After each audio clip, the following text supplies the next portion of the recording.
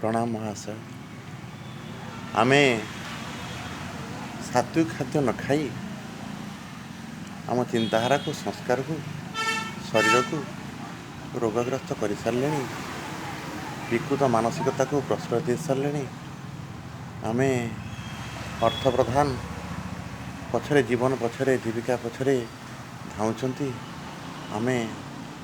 मानसिक भाव में बौद्धिक भाव में शारीरिक भाव में जमा सुस्थ नुह जहाँ हिंदू मानकर नाड़ी शोधन क्रिया थिला जहाँ गोटे जिनस हूँ बेल थालकुड़ी ब्राह्मी तुलसी गिलोई हरड़ा बाहड़ा अँड़ा एमती 25 रकम जिनस प्रस्तुत गोटे जिनस गोटे जूस होता काढ़ा 10-15 रकम जिनस काढ़ा होता जहाँकि आपन को संपूर्ण निरोग रखिपारुला सुस्थ शरीर सुस्थ मन और सुस्थ बुद्धिर जहाँकि बशवर्ती कराई पारुला जहाँकि बहुत प्रमाणित 1.5 वर्ष है घसीपुरा बस स्टाण्ड पर गोटे भल प्रोजेक्ट करके ग्रीन नेचुरल जूस प्रोजेक्टे आक आंशिक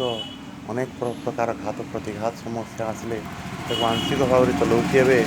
आ संपूर्ण चलाई पारना कहीं से प्रकार घात प्रतिघात को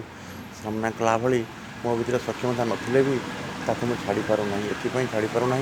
जहाँकि मोर 250 टंकार मेडिसिन खाऊली गुड़िया रोग थिला वर्तमान रोग ना मु सुस्थ मानसिकतार सुस्थ बौद्धिकतार माने स्पर्श पाई सुस्थ शारीरिकतार स्पर्श पाई पाले मत जो ब्लाक टूल होता एवं स्पॉन्डिलाइट था थंडा था पेट गैस प्रोब्लेम तो ब्लाक टूल होता मुझे रिटर्न करी रिकवर करी 2008 पर एमती व्यस्त विब्रत जीवन भितर 2008 पर मुझा सहित संबंधित हो पारि ना धीरे धीरे 2017 बेलू मत गुड़िया रोग होगा जहाँकि दिन को 250 टंकार मेडिसिन मत खाइबा पड़े मु 8 वर्ष खाई माने मिनिमम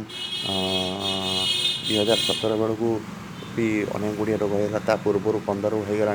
7-8 वर्ष मु मेडिसिन खाई जहाँकि लास्ट बेलू मेडिसिन सीमा थिला 250 टंका वर्तमान मेडिसिन खाऊँ 11 टंकार मेडिसिन खाऊँ आग अपेक्षा बहुत सुस्थ अच्छी ईश्वर करंतु आपण मैंने यह जानतु निजे सुस्थ शरीर दृढ़ मनोबल एवं मस्तिष्कर उत्कर्षता को लेकिन आपण जीवन में अग्रगति करंतु यह मोर कामना। जय जगन्नाथ जय जगन्नाथ।